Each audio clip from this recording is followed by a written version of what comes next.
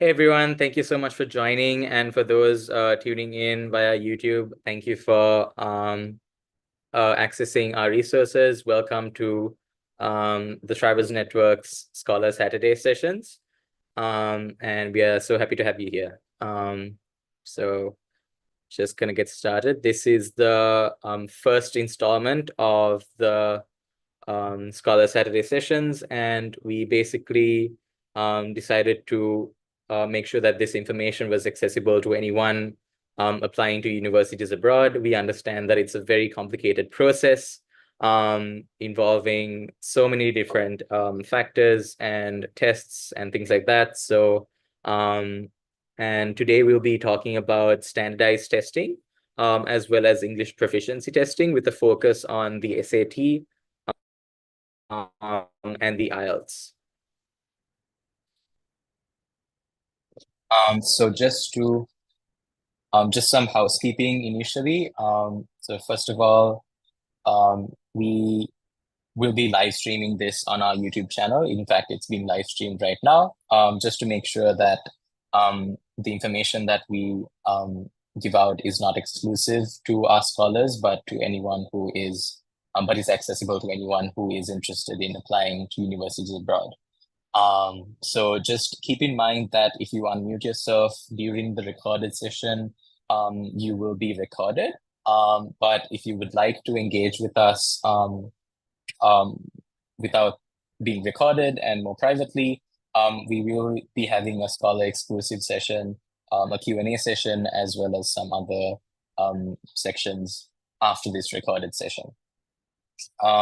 So yeah, if you are tuning in on YouTube and you have any questions, further questions about the SAT or IELTS, feel free to reach out to us via our email address, as you can see here, thetribalsnetwork@gmail.com.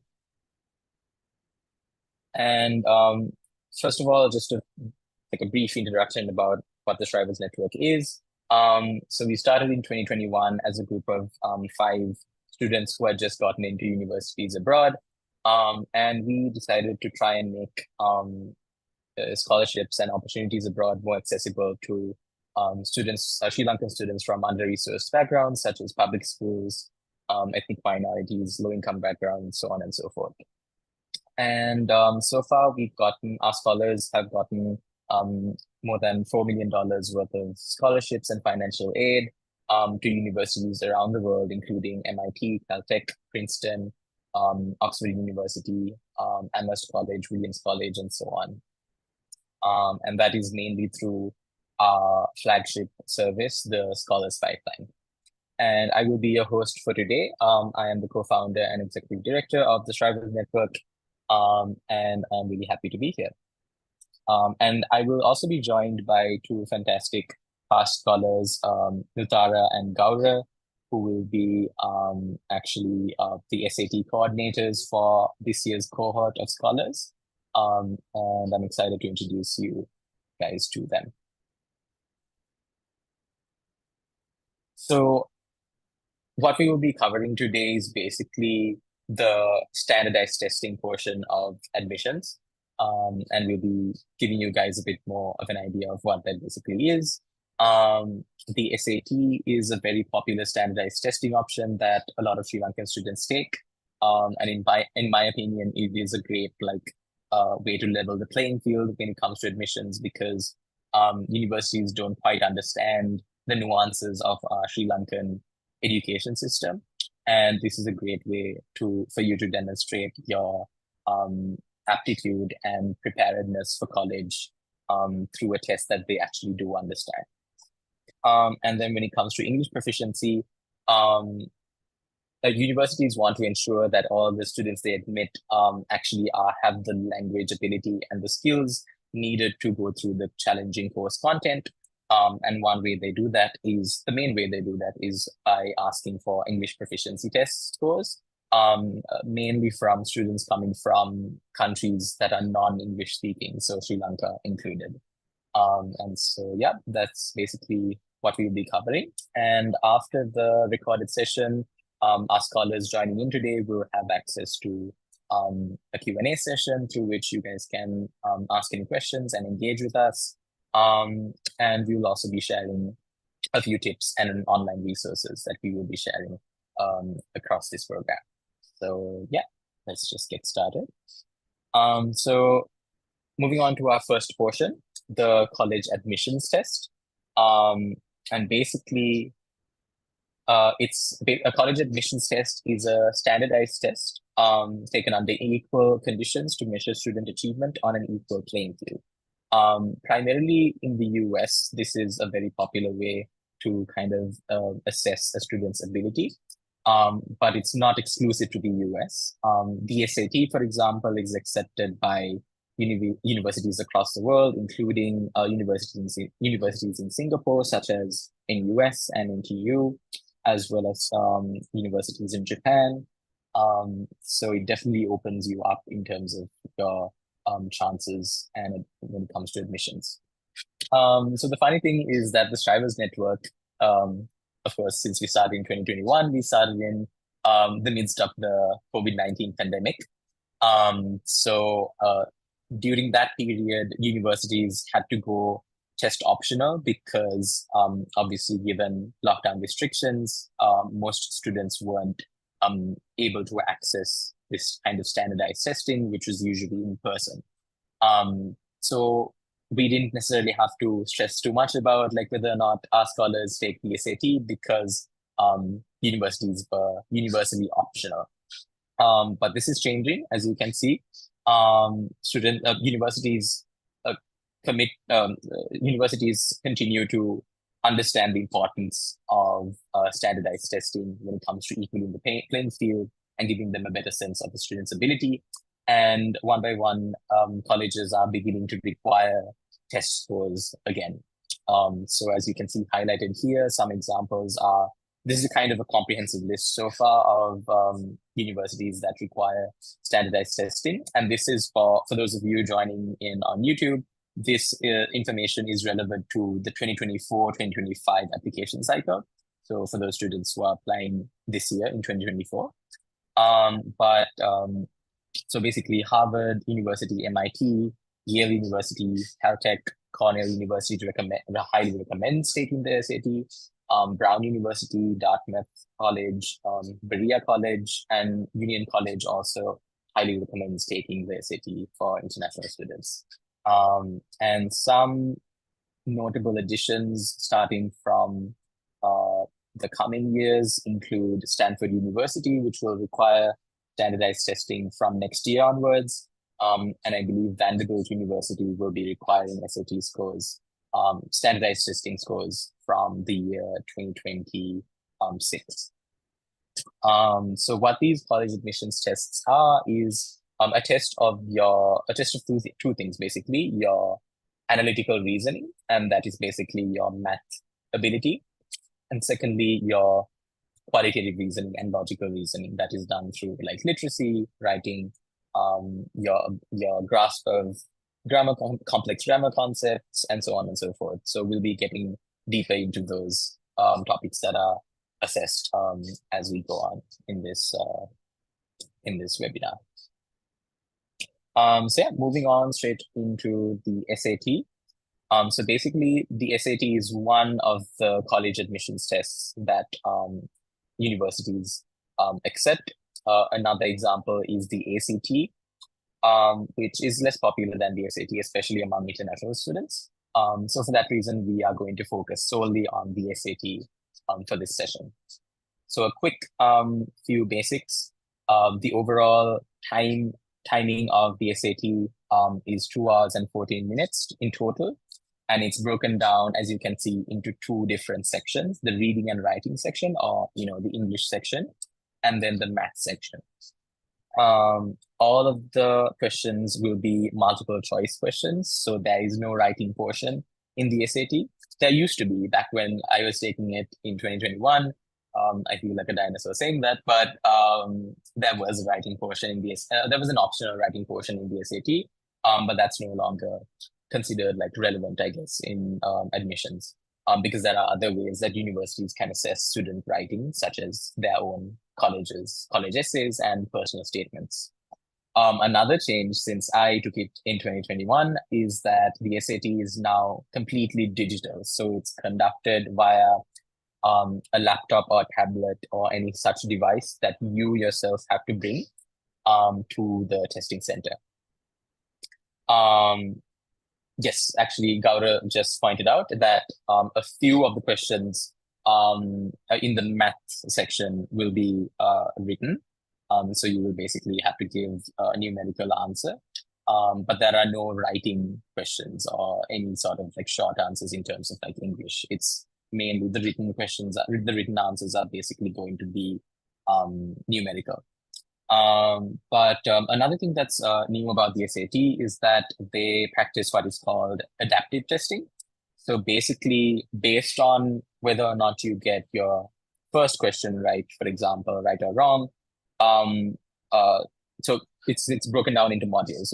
Based on like how you performed in the first module, you will then get a set of questions that is adapted to your performance in the second module. So basically, if, for example, you did very well in your first section, you will get a set of questions that will challenge you further and really explore the boundaries of your knowledge and ability. And vice versa, if you didn't do so well in the first section, you will be given either a similar level of questions or lower, which will be a bit more, I would say, tolerant of like your ability and like level of ability. But that's basically the basics of what the SAT is. And here's what it looks like. Basically, the digital SAT, as you can see, there are it's broken down into like two different halves, like first being the question and the second being like the actual answers that you have to choose from. So that's just to give you guys an idea of what it literally looks like on the screen. Yeah, so SAT registration, how to register, things like that.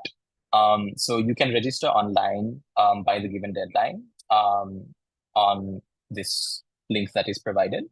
So the SAT is administered by a nonprofit organization known as the College Board. And you basically register online through the College Board website. And this applies to anyone taking it all around the world. So as you can see here on the right, there is a chart of the upcoming dates and registration deadlines. And so we have SATs coming up in the end of August, the beginning of October, the beginning of November, and the beginning of December, and so on and so forth. So relevant to scholars currently attending the session, you will basically have four choices of SAT testing to choose from. But again, if you're tuning in via YouTube, this information might no longer be relevant to you.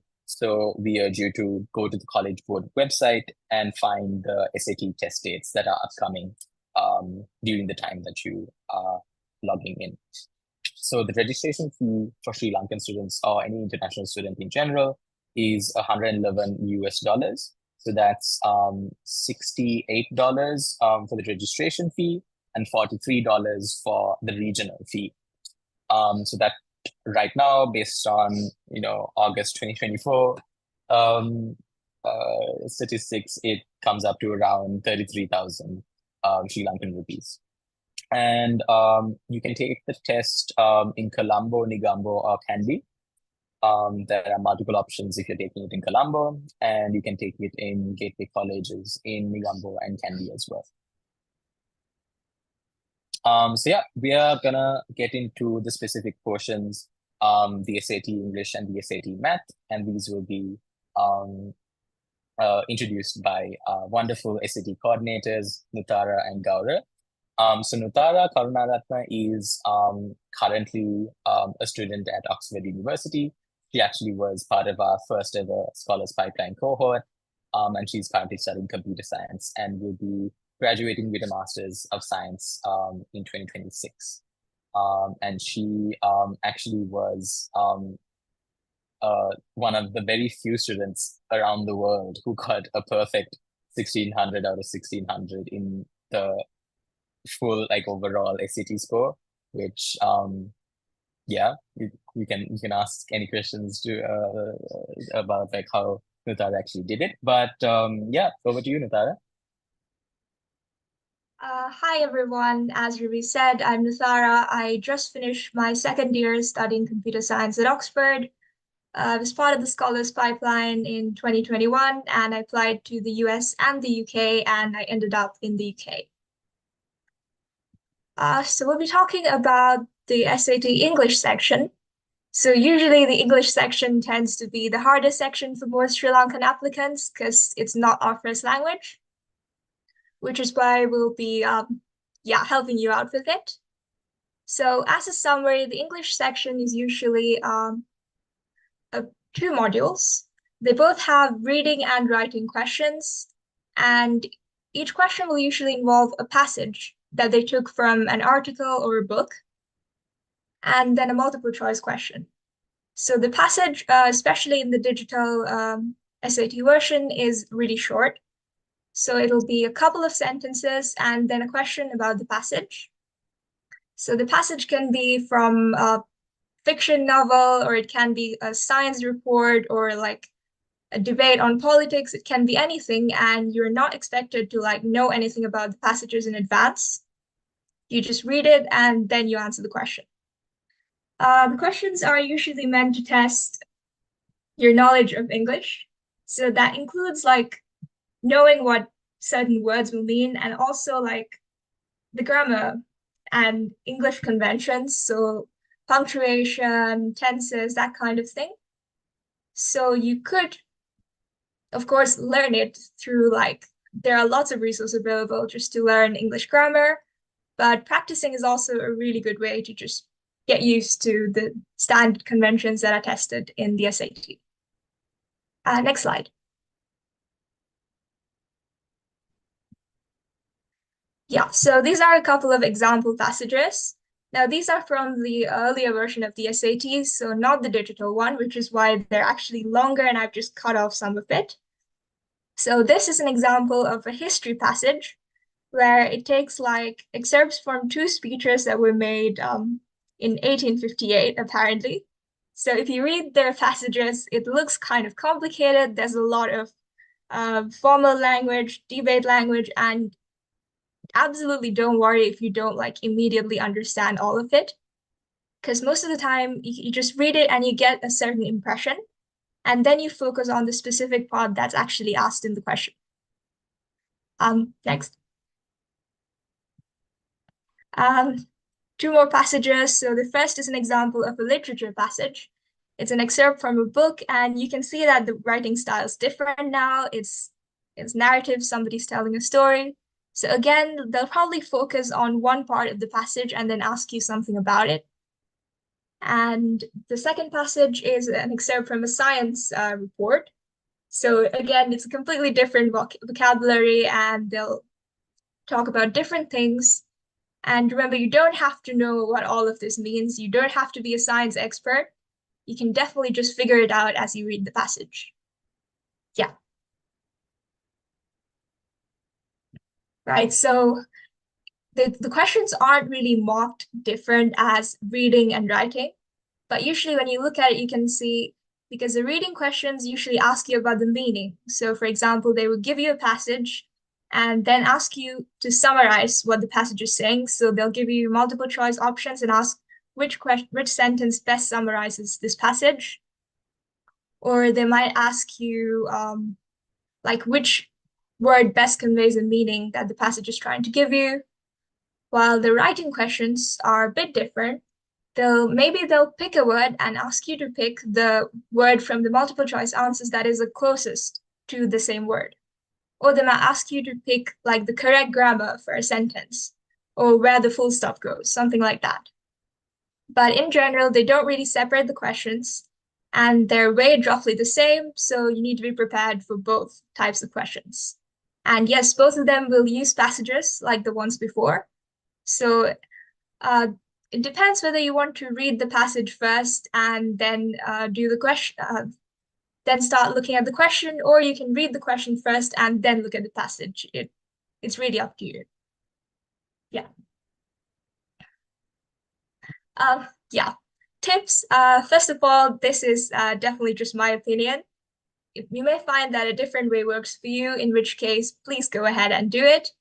But personally, I definitely found that the best way to do it is just to read. Because if you can just read the passage and understand it quite well, then you're pretty well set for the question.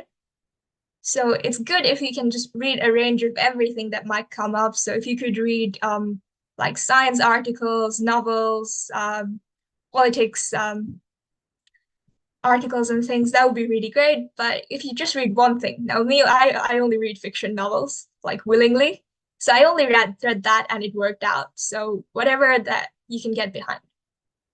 And as I said before, the language can look scary. There are probably lots of big words in there. Don't worry about it. Because usually the question focuses on a tiny part of the passage, and maybe you don't need that worrying bit at all. Maybe it's just a little bit that you actually know how to do. And of course, as I said, it's a very difficult exam, especially if your first language is not English. So if you don't understand something, then move on, go to the next question. The SAT is not really about getting a perfect score, it's about getting as much as you can. So if you're not sure, don't like spend too much time on it. Just go on and do the next bit, or maybe you can even just do the question without that part of the passage completely. And of course, guess. If you're not sure, you're very welcome to just guess. There's no penalty for a wrong answer. And finally, the other way to get better at doing the SAT besides reading is, of course, just practice. There are lots of practice tests available online on the College Board website and so on. And if you do a lot of them, you will eventually get better at it. Yeah.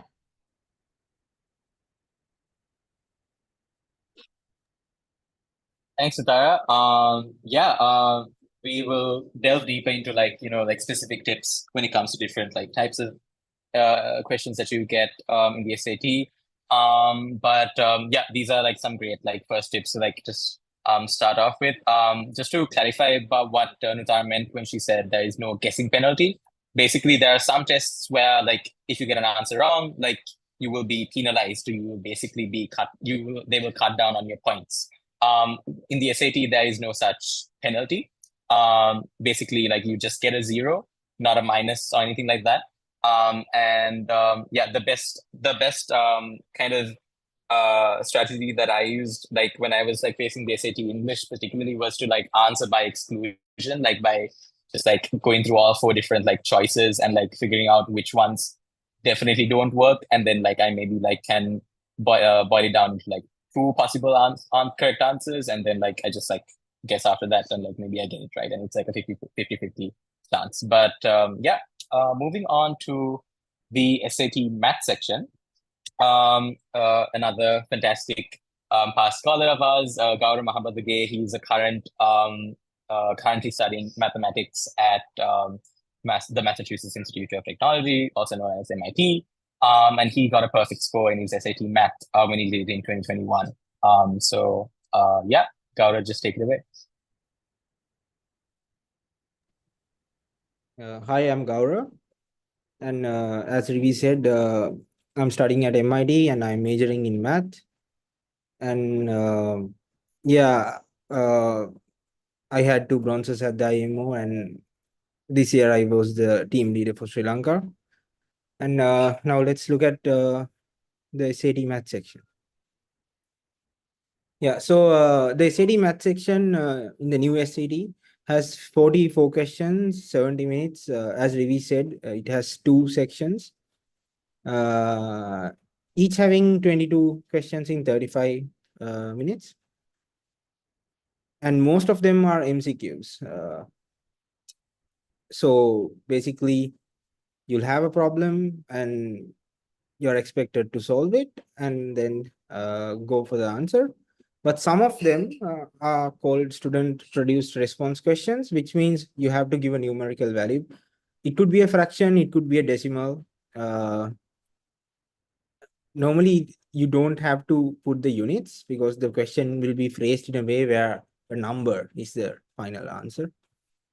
And so for these ones, reading the instructions carefully is very important, because if you write the answer in the wrong format, you will just drop points in vain. That's not what we want to see, right?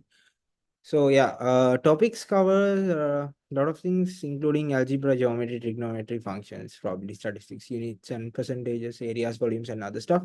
So basically, mostly it's a pure math test, but there will be some problems from probability stats and projectile motions. Yeah, so the main change from the old SAT is you can use the calculator for all math questions. So if you look at tests from previous years from the internet or something, I would warn you, be very careful. Some of those tests might be suitable for the old SAT. So have a good idea about the new version, and you should probably mostly practice with the new version. Yeah, so student produce responses. This is the place where you need to give a numerical answer. As you might see in the picture in the right, there are certain things that are acceptable and certain things that are not acceptable. So when you're doing the digital SATs, these instructions will be there, so you can read it there also. But I think it's very important that you have this in your mind very clearly. So read this. So for example, I'll read few things. You can enter up to 5 characters for a positive answer and up to 6 characters for a negative answer, where negative sign also counts as a character. So there are places where you need to put a fraction or a decimal. And if your answer is mixed number, you should use the improper fraction or the decimal. And yeah, don't enter symbols such as percent signs, commas, dollars. So they'll phrase the answer in a way, even if it's something about money or something, they'll phrase the question in a way where the answer will be a number. And just make sure you have the correct number of decimal places, or like improper fractions or whatever you need. This is something that I would warn people, like you might drop points here. This is a serious thing. Yeah, so examples for some easy versus some harder problems. But when I'm saying hard, this is mostly about the first part. But the thing is, with adaptive testing, for the second part, I would expect the questions to be much tougher. Okay, on the easy end, it might be something like this. This is very simple, just like adding angles on a triangle. And on the hard end, on the first one, it might be something like, okay, this is a, you might see this is a trigonometric question which also uses a similar triangle, and the other one is a projectile motion. So some of you might be from a stream which is not like physical sciences or something. In that case, you might have to look into some of these topics that you might not be familiar with. For example, I think for people who have done A levels in like some science stream, like projectile motions and trigonometry, these things are part of your curriculum. So I think the difficulty level of the question shouldn't be that big of a problem for those people. But I would recommend take the test and see what happens. And even if you are in a science stream, some of the things in maybe like, I don't know, like statistics or something might be a little unfamiliar. So it's good to test the waters before going. Yeah, so few tips. Read the problem carefully twice, even if it's like the easiest problem, because like you might misunderstand it by a factor of 2 or something and get the false answer. And when they put the answers in the MCQs, normally they try to put answers which lays some traps. They won't put just random numbers as MCQ options. So be careful, read the problem twice, and leave the challenging topics for last. And for that, you need to understand what are the challenging topics for you and work on that. For MCQs, if you get an answer outside of the given choices, read the problem again and try to find where you like interpreted it wrongly, and you might get it correct. The thing is, if you don't still get it correct, and if you have absolutely no idea, it's very hard to guess in math. But I would say, like, for some problems, you'll understand this when you do the test. For some problems, if you have absolutely no idea, and if your answer is like missing by like a factor of 2 or a factor of half with some answer, there's a very good chance that's the actual answer compared to some like completely random number. So be aware of that, I guess. And yeah, for the SPR questions, I told before, it's all about reading the instructions and giving the answer in the correct format. And yeah, do practice tests, find out which topics are challenging for you and learn those concepts rather than the specific problems. I think that's very important in math in general, not just SAT. It's important to understand the concepts, because otherwise if you focus on a specific problem, you maybe understand it after spending some time, but if they ask a different question, you might still struggle. So it's very important to dive deep down into the roots and understand the concepts. And in general, don't spend more than 1 or 2 minutes on a problem on your first try. Move on and come back at the end. At the end, you might have a lot of time remaining, maybe. In that case, if you have few problems, it's okay, spend a lot of time on that, that's fine. But on the first go, don't spend more than one. Thanks, Gaurav. Yeah, I definitely would double down on that tip to just read carefully and read it twice. I'm not sure about the digital SAT, like, and how the questions are structured and given right now, but definitely something that was true when we were taking it was that the way they ask those questions and the logic behind it is like there to stump you, and it's there to like make sure you like follow the logic carefully and read carefully as well. But yeah, there's always room to like make like dumb mistakes. Like for example, I took the SAT twice and I was so sure that I was gonna get an 800 on math. I'd done math for A-levels and it was fine. And then I go and take it and like it's time pressured as well, right? So it's just I think it was the last question for both the SAT exams, and both those last questions were something to do with like ounces and gallons, and they like asked me to answer in gallons and I answered in ounces or something like that, and it was just so, and I had gotten it right too, and it was just so like I was walking back like from the test and then I realized, oh no. And yeah, it's just like just make sure to like go over your question carefully, and like Gaurav said, make sure you don't spend too much time on a problem, because the opportunity cost of you missing time for those more important questions, and which could be easy and like which you could get right, and instead like spending too much time on this one hard question is you have to think about that cost benefit analysis kind of thing. So yeah, so a few resources for the new digital SAT. Khan Academy is the prime resource for anyone who's taking the SAT. There are a bunch of official practice courses and practice tests available on the website. I'm not exactly sure how many practice tests there are right now, but when I was taking it, it was about 8, but you can easily go and check it on the link provided. And there is actually a new app called the Blue Book app, and you can take the practice tests like on any device using this app.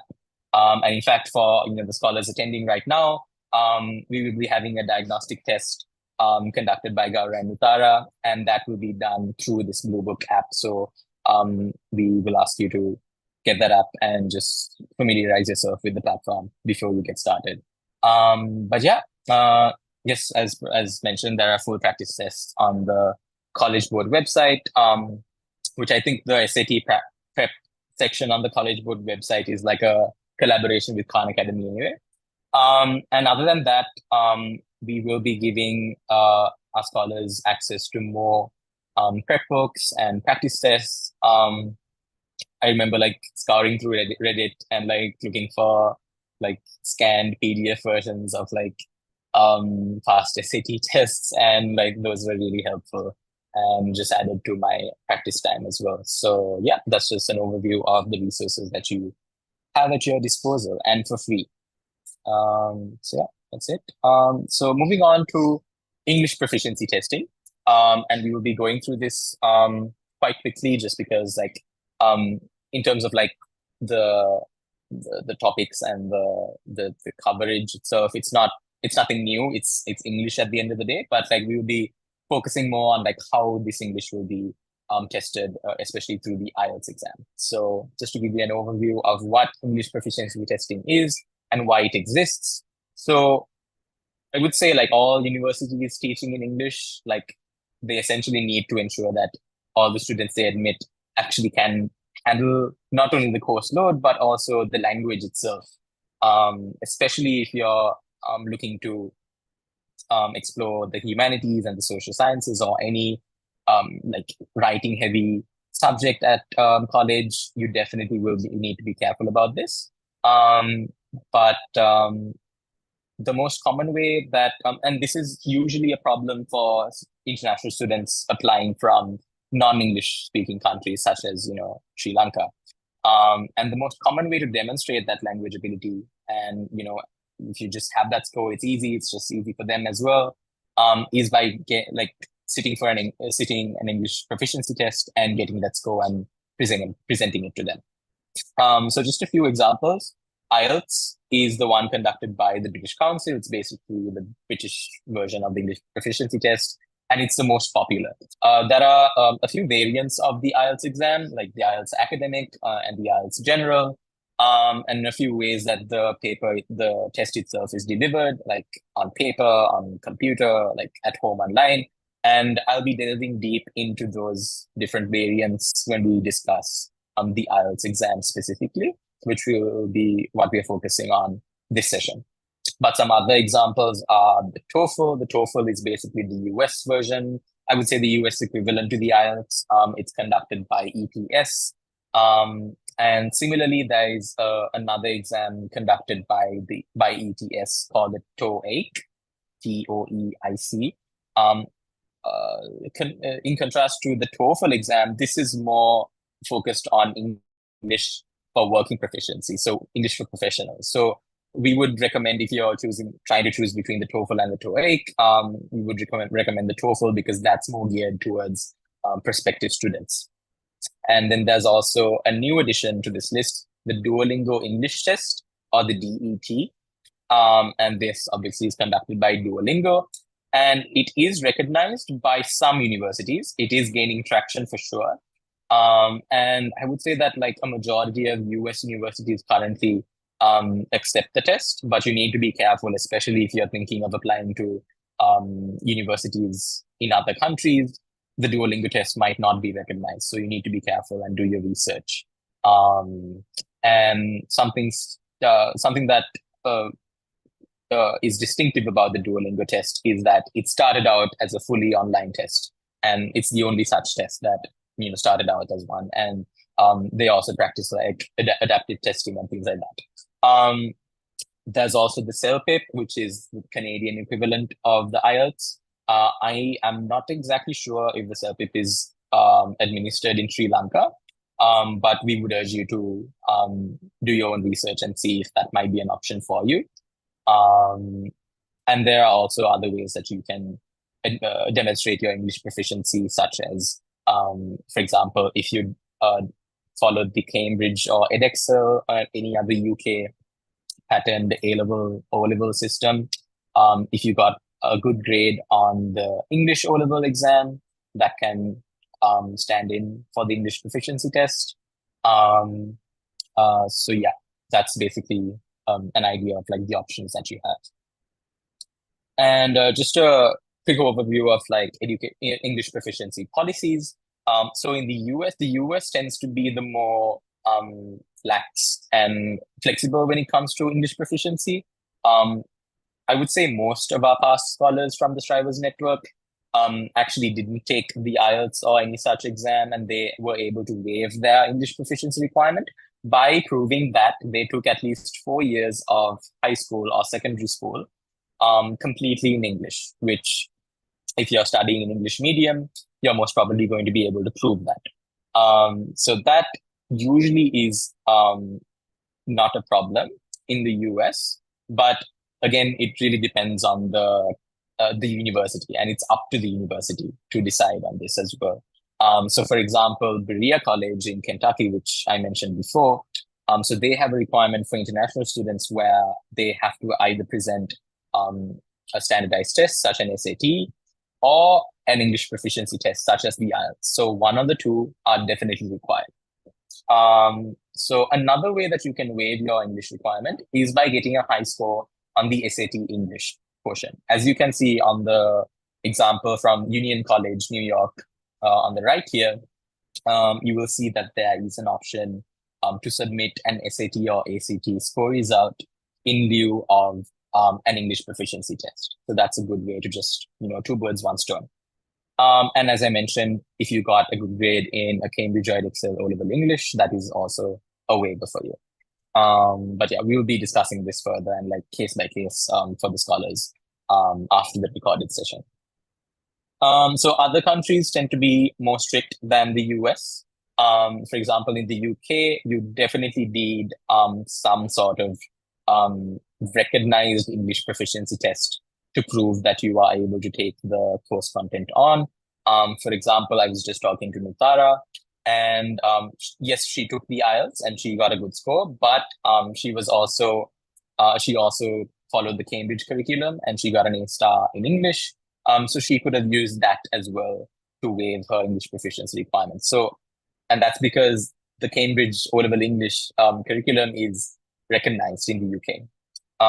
And in these countries, such as the UK, Canada, and Singapore, I'm not going to go over them like one by one, but they often specifically list out like the accepted minimum scores for the IELTS, whatever it is, on their respective university websites. And as you can see, it differs like from country to country. In the UK, for example, I took this from Cambridge University.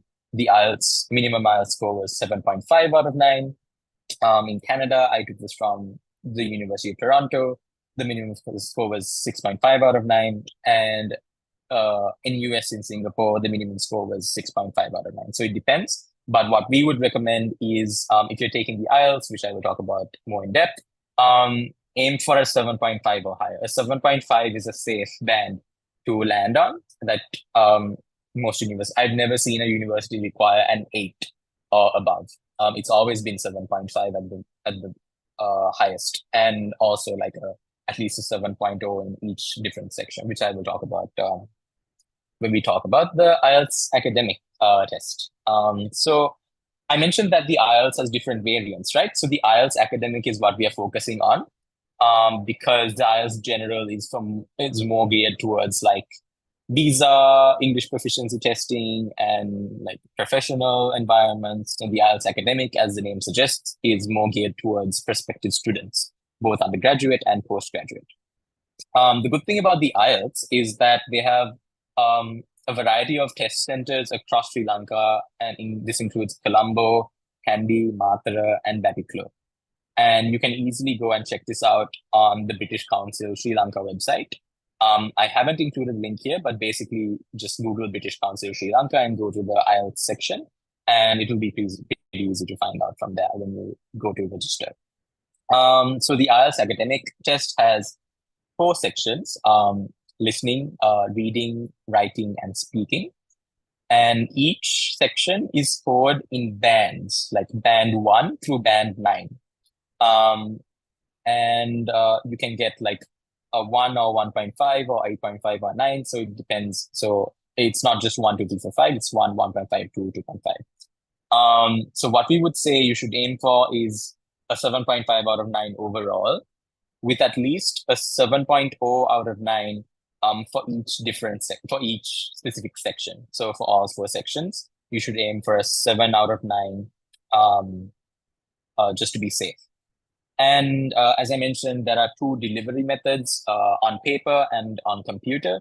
I myself did the paper version in 2021 because I don't believe the computer version was available back then. But the computer version is actually cheaper than the paper version. The fee for the computer-based, so by computer, what I mean is that you still have to go to the test center to get it done. You can't do it at home. And the fee for that is 66,500 Sri Lankan rupees. And I believe for the paper version, it's about 70,000 rupees. There is an IELTS at home version, but based on my research, it is not available in Sri Lanka. We may be wrong. So feel free to flag that. But we would say the two available versions are the paper and the computer-based versions are viewing at the test center. So quickly going to go over the different sections. So the IELTS academic listening, that's the first part that you're going to encounter. So this is divided into 4 parts with 10 questions each. And basically it's going to be a recorded 30-minute long session.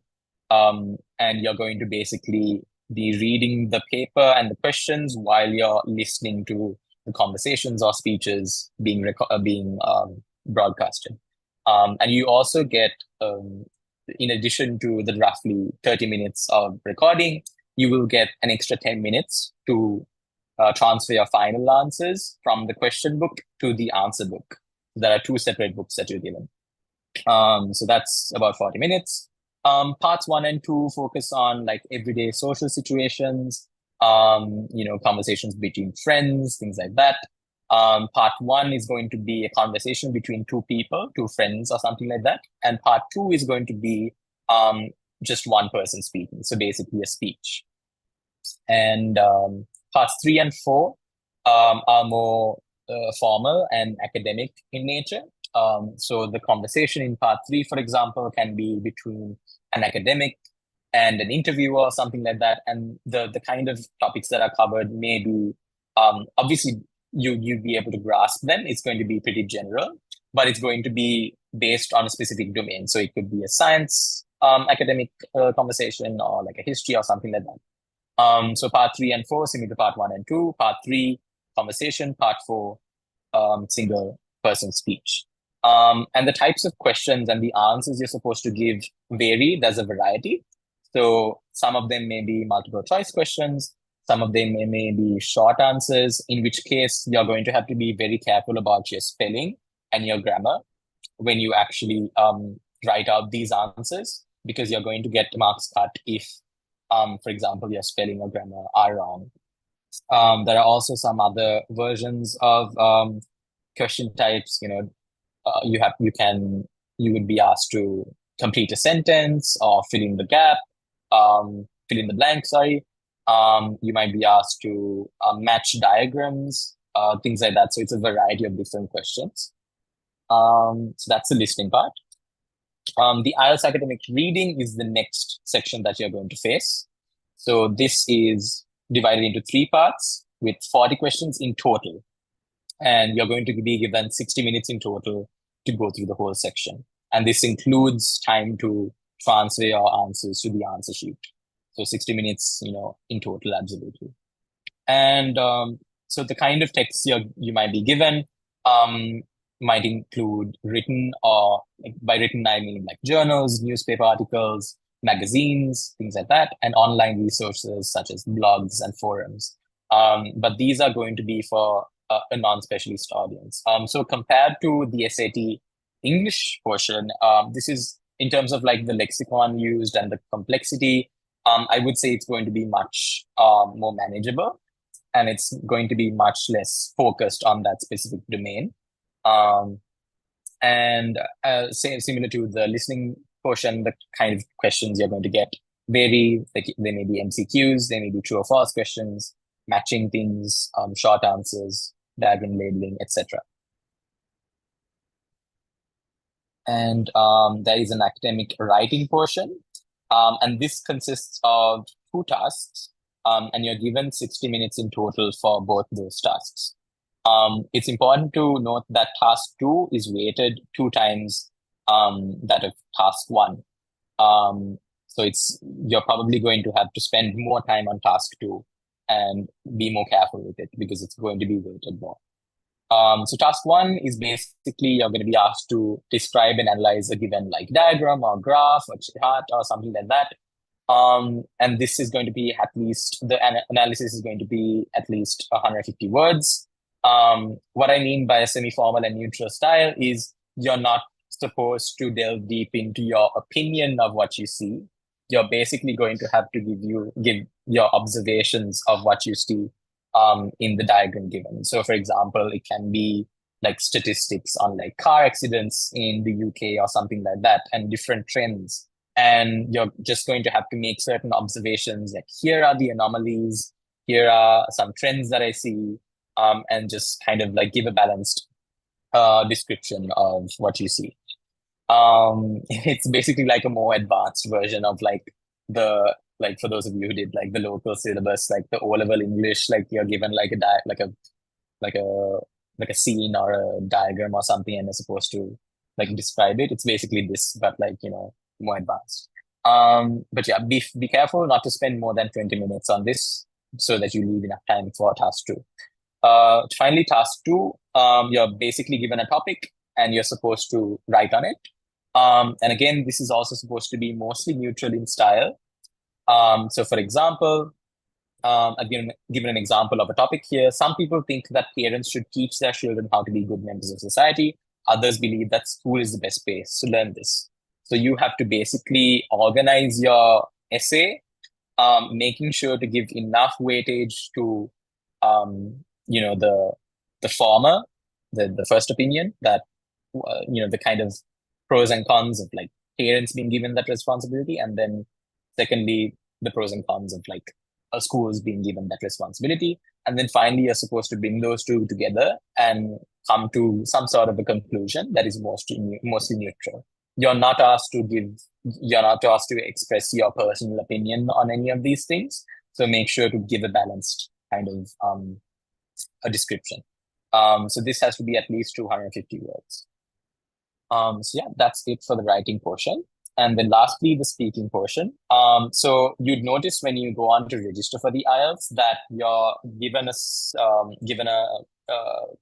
separate appointment for the speaking portion. And your speaking appointment might be on another day or might be on another time. But basically, it's divided into 3 parts, and it takes roughly 15 minutes. And in terms of criteria, they grade you based on how fluent you are, how comfortable you are with English, what is your pace of speaking, are you speaking too slow, are you hesitating too much, things like that. Secondly, your vocabulary, the extent of your lexicon and your usage of words.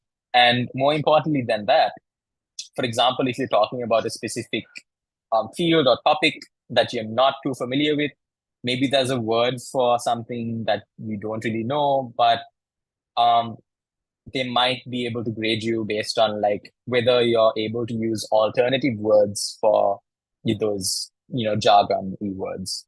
So the third criterion is grammar. Basically, this is both the accuracy and your ability to use complex grammar. So don't just speak in like simple sentences. Make sure to use different clauses, and different structures, and things like that. And lastly, like your pronunciation, which is pretty self-explanatory. So I'm going to go over the 3 parts real quick. So part 1 is a 5-minute self-introduction. Nothing much to say here. You basically have to speak on, this is just to kind of ease you into the whole session. You basically have to speak about like your background, your family, what you're interested in, what your plans are, things like that. And part 2 is, part 2 and part 3 are going to be based on the same topic that they give you. So part 2, they're given a topic and you're given 1 minute, as well as a paper and pencil to prepare. And you're going to have to give a 3-4 minute speech on that given topic. I think the topic that I was given when I faced my IELTS was like my favorite moment from high school or something like that, or like something similar to that. And I've given a topic here actually, describe someone who has had an important influence on your life. So something along those lines. And then part 3, after you give your sort of long turn or speech, both you and the adjudicator are going to spend 5 minutes discussing the given topic and having a conversation about it. So it's important that you kind of know how to analyze that certain topic and like give different opposing views. I think here you're allowed to give like your personal opinion on things because this is sort of like a semi-formal conversation. So yeah, that's basically what the speaking section of the IELTS is. Yeah, and just again wanted to give a huge thank you to Gaura and Nutara for joining, and for being our SAT coordinators. For those of you joining through via YouTube, thank you so much for visiting our channel, and thank you so much for supporting our work. And we hope to see you on the next installment, which is going to be next Saturday. And we are going to focus on the common app or the common application, which is the common application that is used for universities in the US. So yeah, thank you so much.